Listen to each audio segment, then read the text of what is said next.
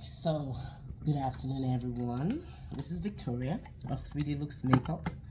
So, I'm going to be talking about we're doing makeup and the word. So, I'm about to go for a program for my daughter's school, and I'm going to do very simple makeup. Really, honestly, very simple.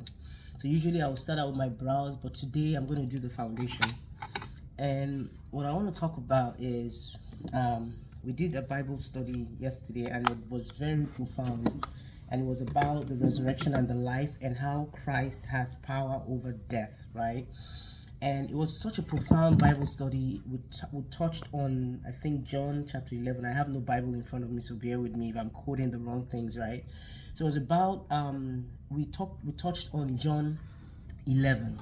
So, and it talked about, when Lazarus died, and when he died, his sisters, Martha and Mary, and I believe it was Martha, had sent a message and said, Master, your friend is sick, and knowing fully well that Christ, Christ has the ability to raise the dead, because he did that with the daughter of Jairus, and he also did that with the son of the widow that they were about to go bury, and they came to life, right? Just by the word that Christ said. But in this situation, there wasn't any urgency with Christ when it came to Lazarus. And the relationship, from the Bible study yesterday, I learned, and that's why the Bible studies are so important, getting into the word and reading the word. That's the foundation of every Christian belief, right? Is the word of God. We realized that there was a relationship that Christ had with, what's his name, Lazarus. And this relationship should have triggered an urgency for Christ to go and raise Lazarus or heal him before he even died. But Christ waited. And the weird part about the whole story was that it takes 2 miles. I know I stressed that thing yesterday in the Bible study. It takes 2 miles from where Bethany was, where Lazarus was, and where Christ was. 2 miles. It was a 2-mile trip.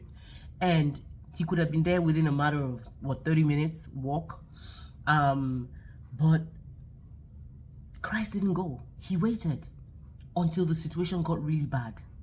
Until it got really bad. And that situation got so bad, what's his name? Lazarus died. Not just waited 1 day, not 2 days. He waited 4 days. When the body was already smelling, and what's it called? The body was already smelling, and they had already buried him in the tomb, wrapped him up. If you read the last leg of that chapter 11, it talks about how it was wrapped up, and they put a handkerchief on his face. One of the speakers, my sister happened to be on the Bible study, was one that actually pointed that out. And I read, I was like, oh my gosh, the way they even wrapped him up and put him away.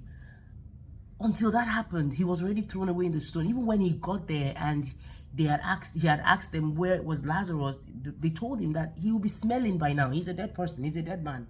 There's nothing he can do about him.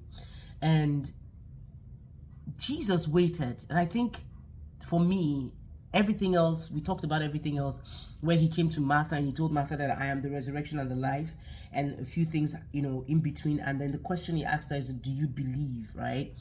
But when I read that whole passage, it was the fact that he waited until the situation got bad. He waited until Lazarus died, until he was smelling. So a lot of us, right, we're in situations in our lives where we feel like God is not hearing us, God is not listening. And this whole thing was to glorify the name of God. Your situation is not for your own glory when you come out of it. It's not to tell people that, God, no. It's for to the glory of God. It's not to show off that maybe you're a better Christian than the next person. No. Sometimes you are in that situation for the glory of God to be revealed. Because Christ said it, I think a few times in that Bible. Again, like I said, I don't have my Bible in front of me, but Christ said it in that Bible, in the Bible chapter 11 of John. He said it once, so that way the Son of Man shall be glorified. And then he said it again when he was speaking to his disciples, that no, I am happy that this happened, that I wasn't there when it happened, so that way you will all believe.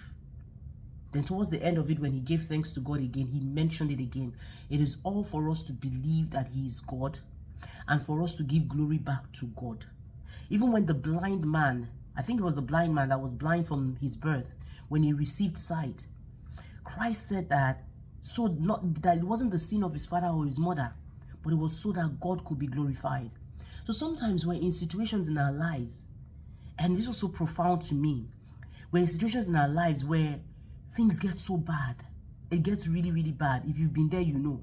It gets really bad and you feel like you pray, you fast, you read the word, you do everything possible, and nothing happens. But God is on the throne. Don't forget that. He's the resurrection and the life.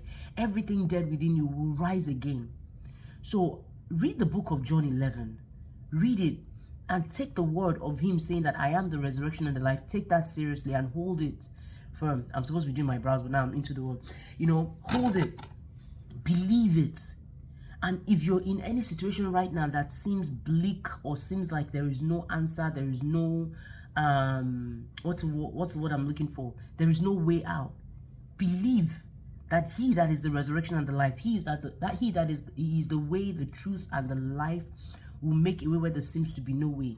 Where people have called that situation dead, where they have called that situation irreversible, believe that there is a God on the throne and he hears your prayers, he hears your voice, he hears your cries, he sees all the efforts that you're putting in. Have faith in him. Because think about it, one thing that was profound also while we're doing this Bible study was that somebody had also mentioned that, about the faith that Martha had and Mary had and the different dimensions of their faith, right? The different levels of their faith. Everyone has faith. As a Christian, we all have faith. Is how grown are you in that faith? But one thing that I realized was that while they were with all of their unbelief, nobody believed that Christ could raise him from the dead, because they kept saying, Christ, if you were here, he wouldn't have died. Oh, Christ, if you were here. Nobody believed at that point that he could raise the dead. There was that conversation that we had about Jesus wept. What was the reason why he wept? Was it because of their unbelief, or was it because he literally, he was emotional and he was showing that side of the human emotions of crying that his friend died? But there was a part that says that he groaned in his spirit when he heard them questioning the power of resurrection. So I come to you today boldly saying, hold on to that faith, right? Look unto Christ, the author and the finisher of our faith. Believe in him. He's the resurrection and he's the life. There is nothing, no situation that you're going through.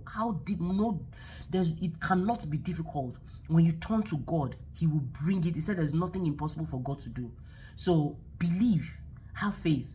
And I'll finish my makeup without you guys watching. But this is makeup and the word today is have faith, believe. Jesus Christ is the resurrection and he's the life. There is nothing dead. If he can raise Lazarus that was dead for how many days? 4 days. If he can raise Jairus' daughter, if he can raise the woman that the widow with her son that died, there is nothing he cannot do. And there is still power today, because even the apostles of old raised people from the dead, right? It's possible. It is possible. So believe, have faith, and I pray that the God of resurrection will resurrect everything dead in your life. Sorry, I couldn't finish it, but at least my foundation is looking good. Have a blessed day. This is Victoria. Have a nice one. Bye.